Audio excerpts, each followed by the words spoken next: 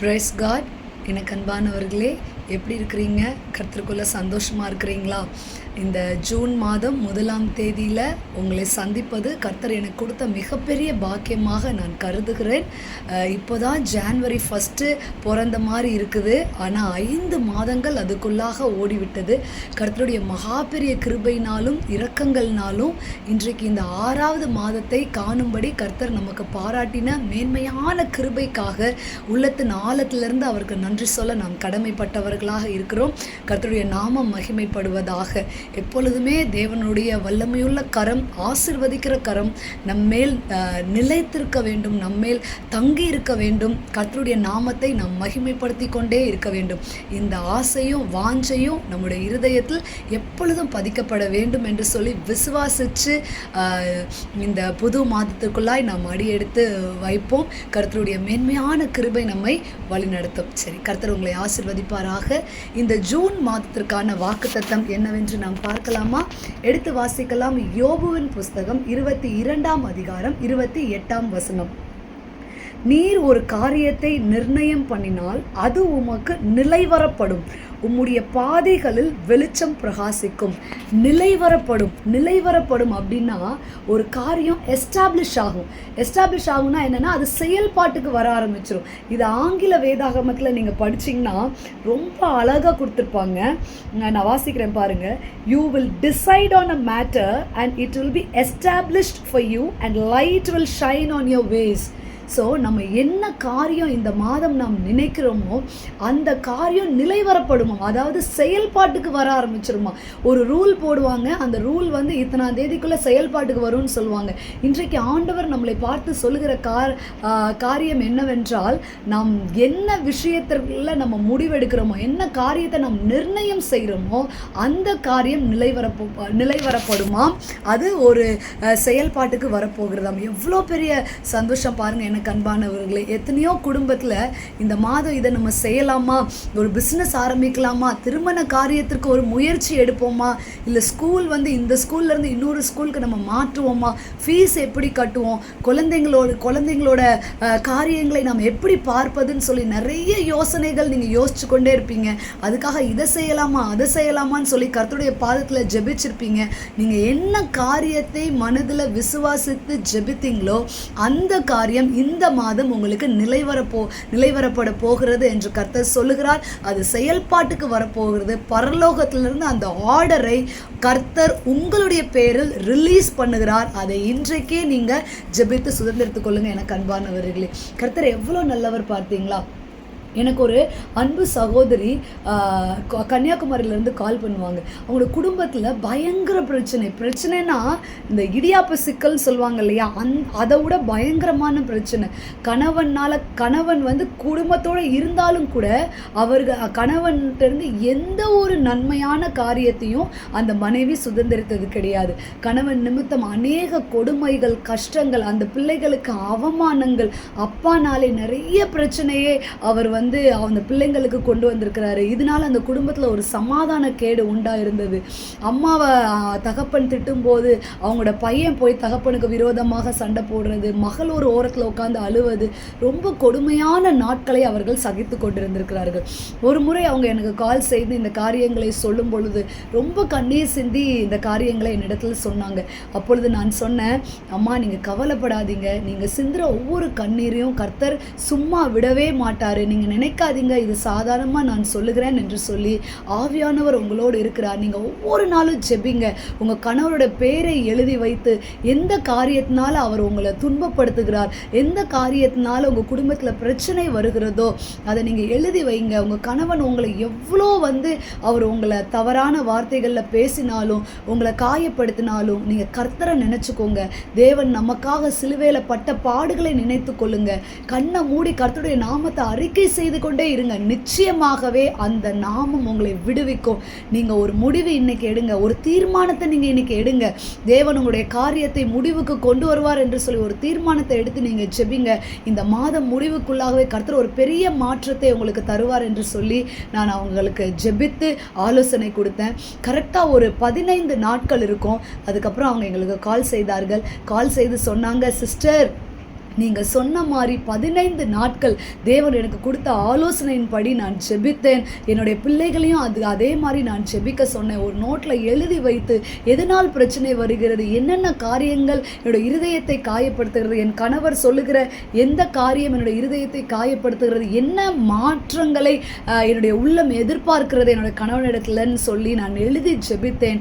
கரெக்டாக 15வது நாளில் என்னோட கணவன் வந்து ஒரு ரொம்ப மிகவும் அன்பாக இடத்துல பேசினார். நான் ஏன் இந்த மாதிரிலாம் நடந்துக்கிட்டேன்னு எனக்கு தெரியல.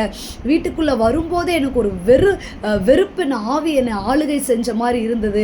ஆனால் இப்பொழுது என்னமோ ஒரு தேவ பிரசன்னம் வீட்டுக்குள்ளே நிரப்பப்பட்ட மாதிரி இருக்குது. உன்னை பார்க்கும்போதே ஒரு தெய்வீக அனுபவம் எனக்குள்ளே உண்டாயிருக்கு. நான் எவ்வளோ தவறுகள் உனக்கு விரோதமாக நான் செய்திருக்கேன். இன்றைக்கு உன்னிடத்துல நான் மன்றாடி மன்னிப்பு கேட்குறேன், என்னை மன்னிச்சிரு.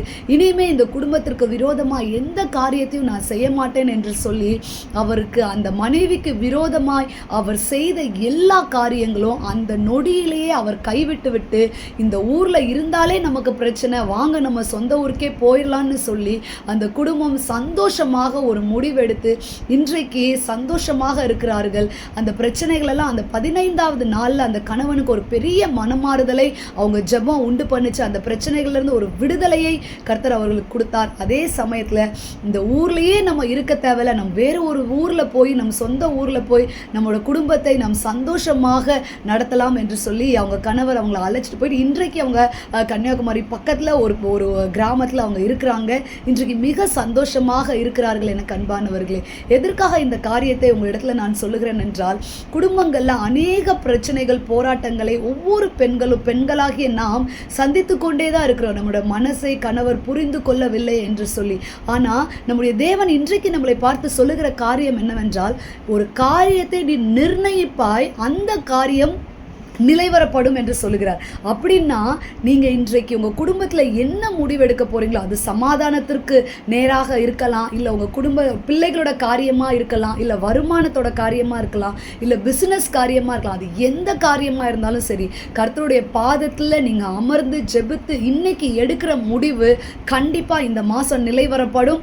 நீங்கள் நிச்சயமாக அதை சுதந்திரத்து கொள்வீங்க. அது மாத்திரம் கிடையாது, எப்படி அந்த சகோதரருடைய வாழ்க்கை 15வது நாளில் ஒரு புதிய மாற்றத்தை, புதிய ஒரு அனுபவத்தை அவர்கள் அவங்களோட வாழ்க்கையில், அவங்க கணவனோட வாழ்க்கையில் பார்த்தார்களோ, கணவனோட மனமாற்றத்தை பார்த்தார்களோ, அவங்க வாழ்க்கை அதற்கு பிற்பாடு ஒரு வெளிச்சமாக, அவங்க வாழ்க்கையிலேயே ஒரு பெரிய வெளிச்சம் உண்டானதை அவங்க கண்டார்கள். அதே போல் உங்களுடைய காரியங்கள் நிலைவரப்படுகிறதோடு மாத்திரமல்ல, நீங்கள் செய்கிற எல்லா வேலைகளும், நீங்கள் நடக்கிற ஒவ்வொரு பாதைகளிலும் கர்த்தர் ஒரு வெளிச்சத்தை உங்களுக்கு காண்பிக்க போகிறார்.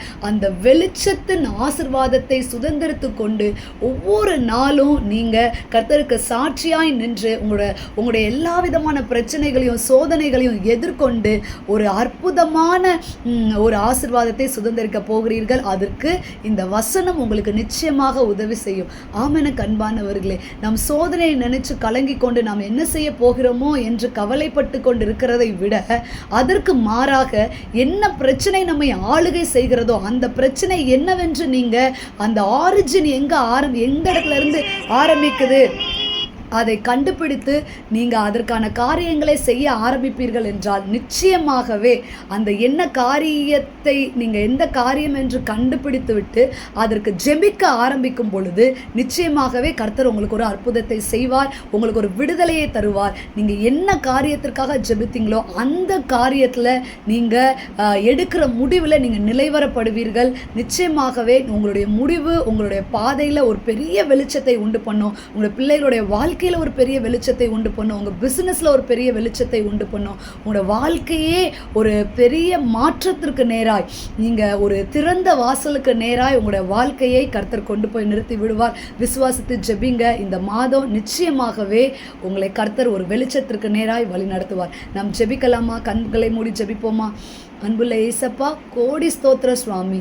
தகப்பனே, அப்பா, நீர் இந்த மாதம் எங்களுக்கு கொடுத்துருக்க விலையேற பெற்ற வார்த்தைக்காக உமக்கு நன்றி ஆண்டவரே. நீங்கள் ஒரு முடிவு எடுப்பீங்க, அந்த முடிவு நிலைவரப்படும், வெளிச்சம் உங்கள் பாதைகளில் பிரகாசிக்கும் என்று சொல்லியிருக்கிறீங்க. அதற்காக உமக்கு நன்றி ஆண்டவரே. தகப்பனே, உம்முடைய பிள்ளைகள் உம்முடைய பாதத்தில் அமர்ந்து எடுத்த ஒவ்வொரு முடிவுக்காகவும் உம்மை நோக்கி நாங்கள் பார்க்கிறோம் ஏசப்பா. அந்த முடிவுக்கான அந்த எஸ்டாப்ளிஷ்மெண்ட்டை, அந்த ஆர்டரை என் தேவன் இன்றைக்கு பரலோகத்திலிருந்து நீர் ரிலீஸ் பண்ண வேண்டும் என்று சொல்லி நான் ஜெபிக்கிறேன். இந்த மாதம் முழுவதும் உம்முடைய வெளிச்சத்தின் ஆசீர்வாதத்தை, வெளிச்சத்தின் அபிஷேகத்தை உம்முடைய பிள்ளைகள் சுதந்திரிக்க நீர் கிருபை பாராட்டுங்க.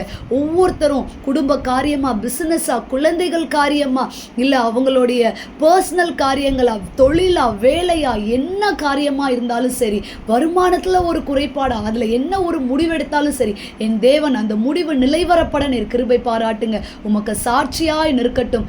ஆசீர்வதிங்க, பெரிய காரியங்களை செய்யுங்க.